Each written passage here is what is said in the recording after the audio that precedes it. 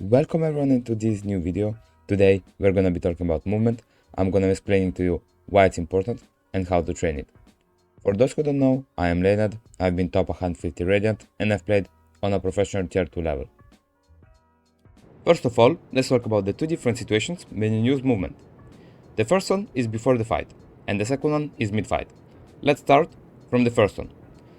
So before the fight, I mean everything that goes to clearing the map, peeking and pre-aiming. All this is really important when it comes down to Valorant, and can really make it easier for you once you actually enter the fight. Let's go over each topic and explain what it is and how to train it. Clearing the map. By clearing the map, guys, I mean moving in the map. Clearing each angle there is. The distance between angles when you clear them and how you do it, okay? So let's first of all, what are the things that you should focus on when clearing the map? First of all is angle advantage.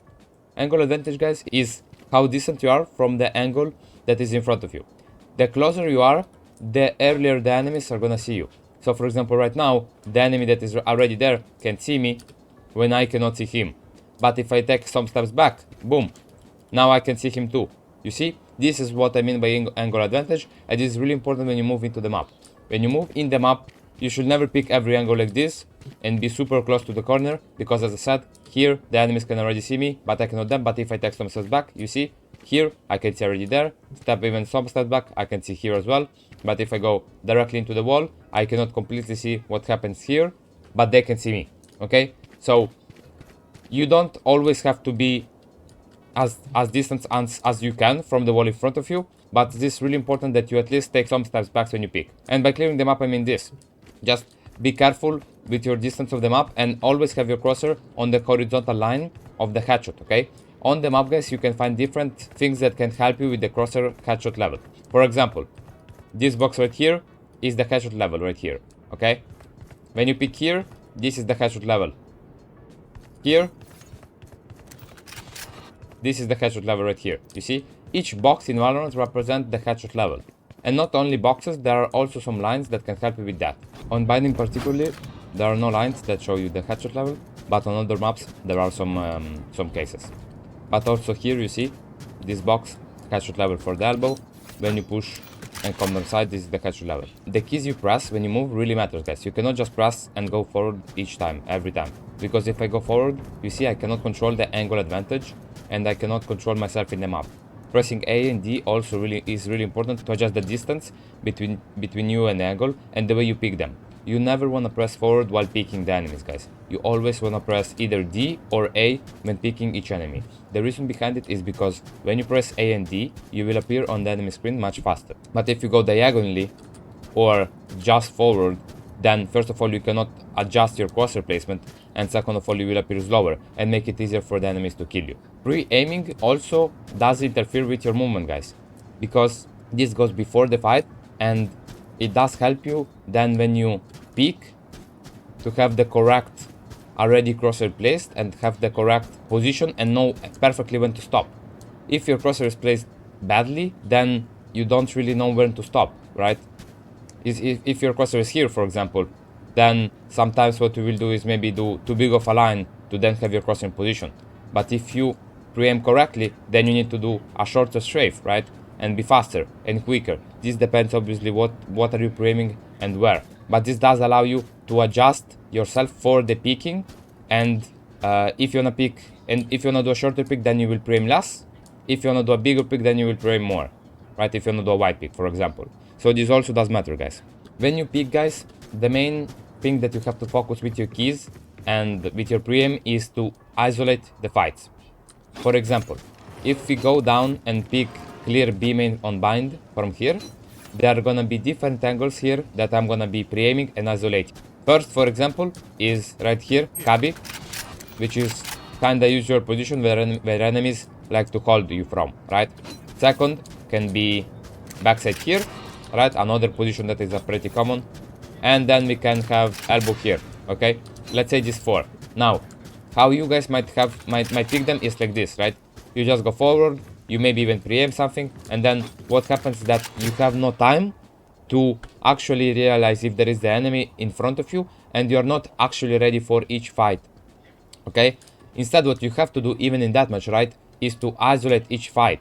I guys suggest to first jump into the custom game and try it instantly in the custom game, so that you can fill them up better and learn better how to move in them up, and then apply it all in a deathmatch. So here, by isolating the fight, I'm instantly making it easier for me in the fight, and I'm also raising the percentage of me winning the fight.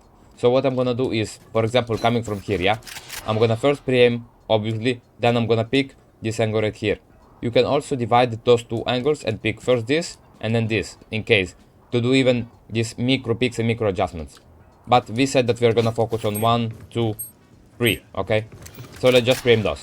1, you see, and picking, guys. After I pick this, if I wanna do wider, I'm gonna make it, but obviously I can't because there is a wall. I'm gonna pre-aim more. If I wanna do it shorter, I'm gonna pre-aim less. So this also matters. So now I pre-aim this corner, I pick this corner. After I pick this, I stop to see if there is an enemy. If there is no one, then I can adjust. Here, obviously, I cannot just go right. I have to adjust a little bit, go forward. Once I arrive to the correct position where I'm not too close or too far away, I'm just gonna press my D key because I'm picking D, right? I'm picking on the right. I'm gonna pre-aim first and then D key again to clear this corner. From here, I'm gonna jump over to this corner and just track it until I'm ready to pick the next one. Because again, guys, from here, you cannot do this big pre-aim. Like, you can, but what if there is an enemy in these positions? Right here. All these that you haven't cleared. So that's also something that you have to clear. You go here, you pre-aim this, you clear this, then once you're ready, you stop again. Or if you're good, you don't even have to stop. You just pre-aim directly while moving, and then you pick that position as well. And that's how you just isolate every fight. Let's make it really fast on short as well, so you guys understand better. Okay? When I come from short, let's say from here, right? First of all, I'm gonna be pre-aiming, picking this angle to isolate it better, right? Then from here, moving a little bit forward to clear the rest. From here again, pre-aim, move only left, yeah? Only left key. Here, I will move a little bit forward. Once I'm ready enough, right? I'm gonna pre-aim again, just A. Then move a little bit forward, pre-aim again, A. Move a little bit forward, pre-aim again, A. Move a little bit forward, pre-aim again. And this is it. Here, I'm a little bit too close, so move a little bit back. Then pre-aim, right. And this is how I do it. This is how I move into the map, guys. This is what you have to do when you jump into the custom game. Pay attention to the angle advantage, how much you pre-aim, and then once you finish your pick, stop, and have your crosshair exactly when you want it to be. Now, the second thing that we mentioned, guys, is mid-fight movement. What is mid-fight movement? Mid-fight movement is everything you do once you see the enemy, okay? Let's say you don't want to tap the enemy, right? You pick and you don't want to tap him. If you don't want to tap, then the fight is longer than just like half a second or millisecond the time you want to tap him. So you have decisions to make and actions to take. Time to take decisions and take actions. Now, when you approach the enemy and start the fight, there are two main things that you can do. The first is strafing. What is strafing in Valorant? Strafing is when you go left, right, and then you go right, or you go right and then you go left. So this is it, moving left and right, mid-fight, this is strafing. If you shoot while doing it, your bullets won't be accurate. But there is a short period of time, which is called deadzoning, in which you actually can shoot. And is exactly when you switch the keys and from pressing A, you start pressing D, right after, without stopping. So this is it, you see? If I do this, my bullets will go straight. And this is it. You can take it a little bit slower, right? And take a quick pause when doing it as well. And this is the zoning. So this is when, you see, this is it. When I'm able to shoot while moving. I am not a big fan of the zoning, and it is faster, but I guess think that it's not really important, and just stopping normally and taking more time and being more calm is actually better in the fight. And now I'm gonna explain to you how you actually have to train. Because what a lot of guys suggest and do, suggest like a lot of guides, is that you overflick the bot, then you move into it with the crosshair, then you shoot it, right? And that's what you do. You overflick, you move into it, you shoot. You overflick, you move into it, you shoot. But this is actually wrong, because this is a bad habit. For someone who is maybe a beginner, this might look easier, but I think that starting with good fundamentals matters much more than making it easier at the beginning and then harder for yourself once you do improve and once you reach a higher level. So starting instantly to learning the right way is better. And now I'm gonna show you what is the right way. So in my opinion, deadzoning isn't even that important. What you have to do is just try to focus and shoot only when you are not moving, right? So you see this, there is a moment before I start shooting, I just stop. That's exactly when I shoot. Once I'm done shooting, I just start moving instantly, right? This is it.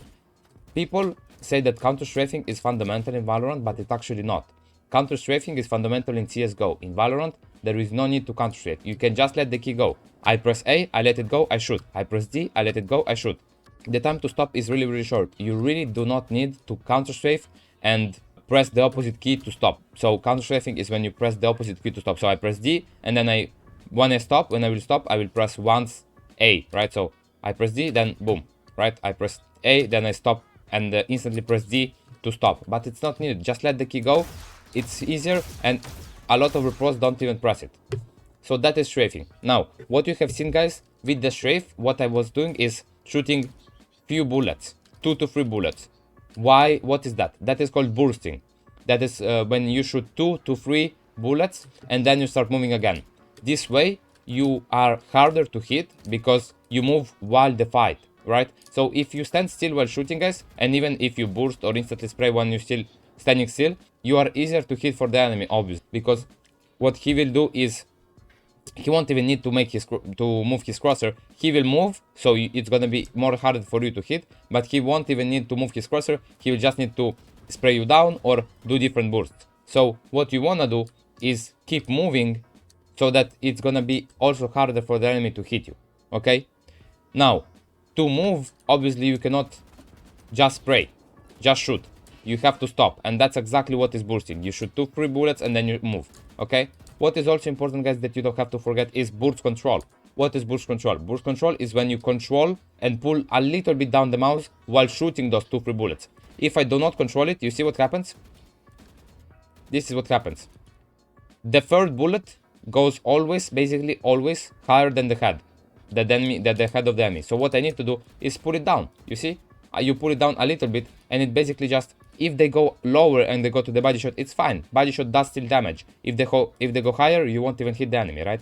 So this is what you have to do and practice while strafing. That the first bullet and the second are the highest one you shoot. What is the best way of training your strafe control? Strafing. You go into the range, which is the base from where you can train it, and what you have to do is this. You will flick the bot, right? You start from this bot, you kill this bot, then you will, for example, go to the left, okay?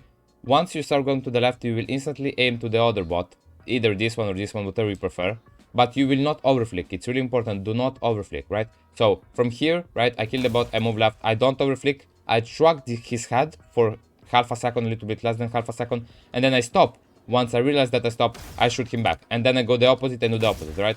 And this is what I do. When I move right, I aim to the bot on the left, I track him for half a second, I stop. Once I realize that I have stopped, I shoot him. Burst control, not bullets going first, right? And then you just do this. Right? Once you get good, guys, you can get faster with this. Do not one tap. Control the burst and make attention to shoot only when you're not moving. Also, what's really important here is don't overflick. Don't go right and aim right, because what will happen is this. You see, I'm not even moving my mouse.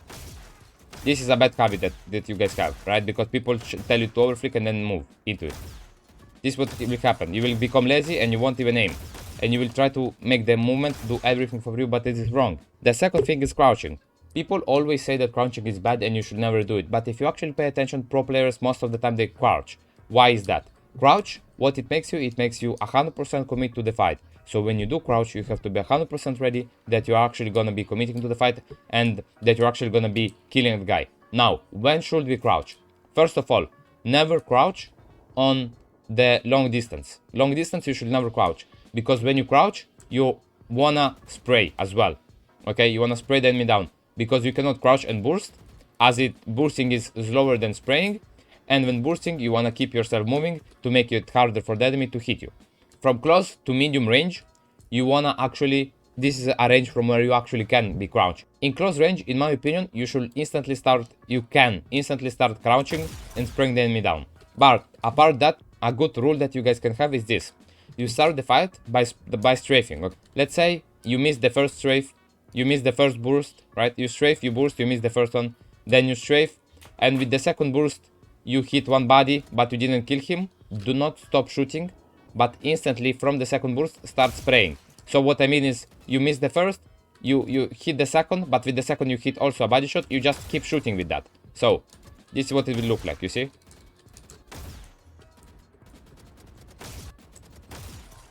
Just instantly commit.